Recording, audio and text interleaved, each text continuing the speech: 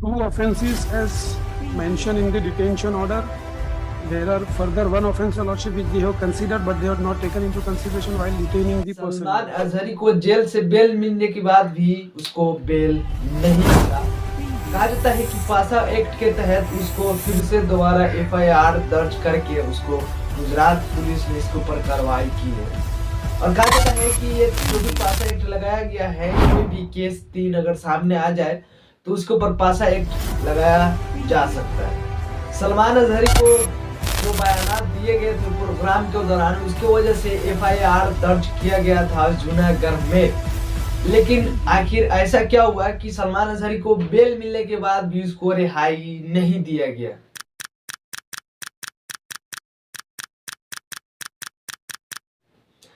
कहा जाता है कि गुजरात के पुलिस गवर्नमेंट ने लगभग पासा एक्ट के तहत सलमान अजहरी के ऊपर पासा एक्ट का जो कानून होता है वो एलिगेशन लगाए हैं। कहा जाता है कि पासा एक्ट में दरअसल होता ये है कि कोई भी बंदा अगर 3 केस उसका सामने आ जाए तो उसके ऊपर पासा एक्ट का कानून लगाया जा सकता है। और यही कानून सलमान अजहरी के ऊपर भी लगाया गया है अभी के डेट में। तो पासा एक्ट आखिर होता क्या है वो भी मैं आगे आपको बताऊंगा वीडियो के लास्ट में, वीडियो पे बने रहिएगा। कहा जाता है कि मोडिशा के जो कोर्ट है सलमान अजहर को पूरी तरीके से उसको हरी झंडी दिखा दिया था और उसको बोल दिया था कि आप तुम जा सकते हो, उसको रिहाई मिल गया था। लेकिन उसके बाद जूनागढ़ की पुलिस जो क्राइम ब्रांच लोकल है उसका एक ऑफिसर ने ध्यान दिया था, एलसीबी ने जिला कलेक्टर को इन्फॉर्म किया और उसके बाद कथित तौर पे सलमान अजहरी को फिर से दोबारा अरेस्ट कर लिया गया, वो भी पासा एक्ट के तहत। मोडासा के कोर्ट ने जब उसको रिहाई दी तो उसके बाद एलवीसी ने जब अरेस्ट किया तो उसने अरेस्ट करने के बाद बताया कि सलमान अजहरी के ऊपर एक पासा एक्ट का कानून दर्ज किया गया, एफआईआर दर्ज किया गया। उसी के अनुसार हमने अरेस्ट किया है मुफ्ती सलमान अजहरी को। कहा जाता है सलमान अजहरी को वडोदरा सेंट्रल जेल में रखा जाएगा जब तक कोई सुनवाई नहीं आ जाता है तब तक। और एलसीबी ने यह भी बताया कि सलमान अजहरी को जो हमने अरेस्ट किया है वो ऐसे वैसे नहीं कर रही है। जैसे कि गुजरात में जो तीनों ही मामला सामने आए हैं उसके ऊपर एफआईआर दर्ज किया गया था। हालांकि सलमान अजहरी को ये तीनों एफआईआर में क्लीन चिट दे दिया गया था। इससे पहले मैंने वीडियो बना चुका है, जाकर के आप देख सकते हैं लिंक। तो पुराना चीजें डिस्कस नहीं करना चाहते, अगर आप देखना चाहते हैं तो हमारा पुराना वीडियो जाकर के देख सकते हैं, लिंक डिस्क्रिप्शन में। वारिस पठान ने यह भी कहा कि कोशिश यही करेंगे कि सही तरीके से कानूनी कार्रवाई से, और दुआ भी करेंगे कि सलमान अजहरी को जल्द से जल्द रिहाई मिल जाए ताकि उसको रमजान में दिक्कत न हो किसी तरह की।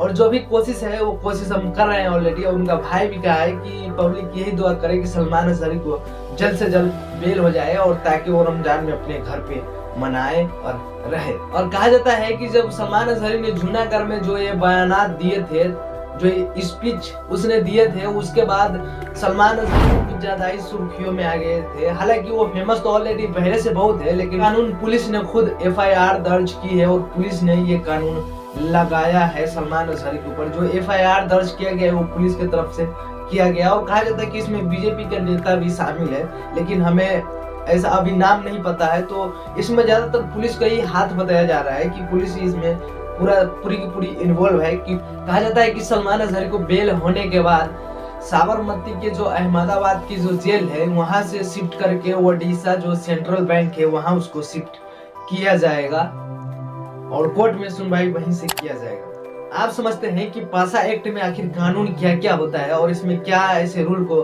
फॉलो करना पड़ता है और पासा एक्ट लगाया क्यों जाता है, ये भी जानेंगे साथ में। और पासा एक्ट कानून आखिर बनाया कब गया था वो भी मैं आपको बताऊंगा। सबसे पहले ये समझ लेते हैं कि पासा एक्ट अगर कानून बनाया गया है तो लगभग ज्यादा टाइम नहीं, लगभग 1996 में ही बनाया गया था। इससे पहले नहीं था पासा एक्ट कानून। आज सामाजिक चीजों पे ध्यान दिया जाता है और जो गतिविधि है उस चीज पे भी ध्यान दिया जाता है। रोकथाम अधिनियम, और जैसे कोई तरह की क्राइम करते हैं या कोई तरह की नशीली दावा बेचा जाता है या कोई क्राइम कर देते हैं तो पासा एक्ट में इस तरह की पासा एक्ट लगाया जाता है। जैसे कोई क्राइम या कोई वैध रूप से कोई काम कर रहा है तो उसके ऊपर पासा एक्ट लगाया जाता है।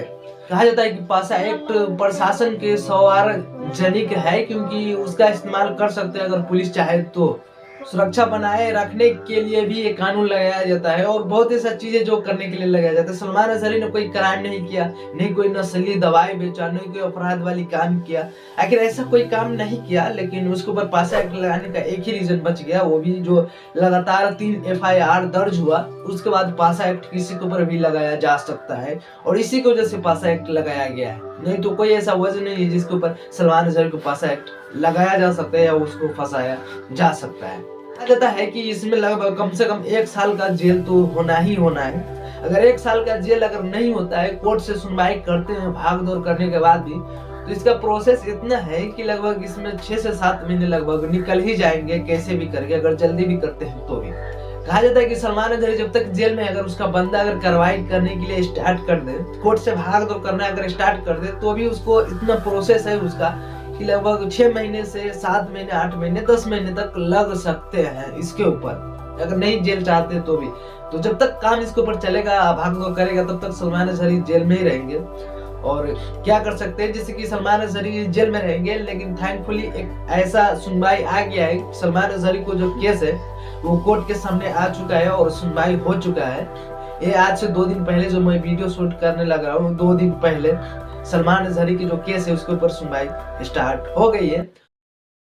2 offenses as mentioned in the detention order. There are further 1 offense, Your Lordship, which they have considered, but they have not taken into consideration while detaining the person, Your Lordship.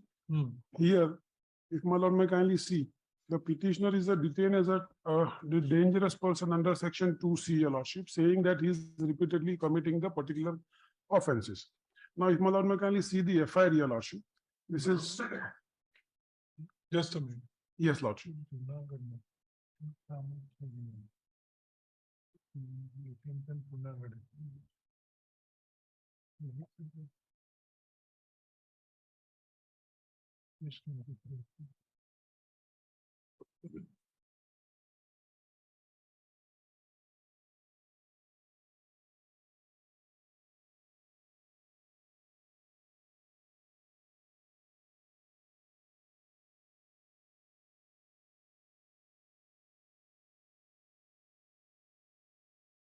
Today they are basing that order of detention on how many? 2 offenses. Only on the basis of 2 offenses, but they have discussed the third offense is also the offense of Modasa, which is under the Atrocity Act, and the others have the materials, Your Lordship.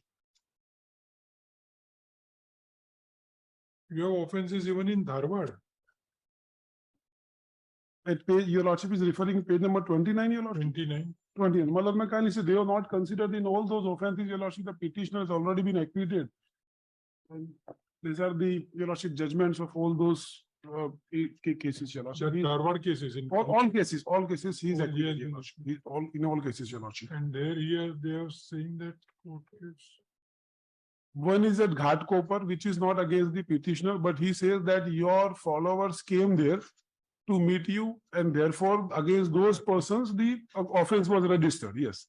And as far as, So what is the ground? Malab, there are various grounds, Your Lordship, available to us. The first ground is that the transcript against which what has happened, Your Lordship, that out of the 1 hour conversation, they selected a few lines, that is 3 or 4 lines, Your Lordship, and one share of which is a very popular share of a particular shire. I don't know, remember. और वकील ने सलमान अजहरी के वकील ने बताया है कि किसी तरह की वायलेंस नहीं किया गया है, जो छोटा सा एक शेर है वही पढ़ा गया है, और किसी तरह की कोई भी पब्लिक को या कोई भी धर्मों को ठेस नहीं पहुंचाया गया। ये जज के सामने सलमान अजहरी के वकील ने ये बात रखी है। लेकिन अब बात यहाँ पे आती है कि क्या सुनवाई आता है और फिर क्या रिजल्ट आता है, उसके ऊपर देखने वाली बात बनती है। कोर्ट में आ चुका है तो जल्द से जल्द उसको रिहाई हो ही जाएगा, इसमें कोई दिक्कत वाली बात नहीं है। हालांकि रिसर्च के अनुसार बताया जा रहा था कि 6 से 7 महीने लगेगा। नेक्स्ट वीडियो में, तब तक के लिए बाय बाय टाटा।